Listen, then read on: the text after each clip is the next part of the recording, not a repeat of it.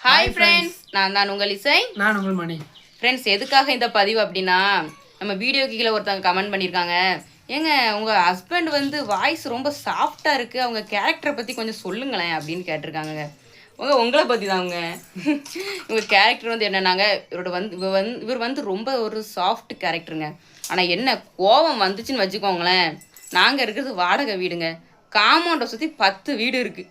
இவர் சத்தம் மட்டும் போட்டாருன்னு வச்சுக்கோங்களேன், அம்புட்டு பேரும் மாடிக்கு மேலே தான் நிற்பாங்க இவர் சவுண்டை கேட்குறதுக்கு. அவ்வளோ ஒரு சவுண்டுங்க.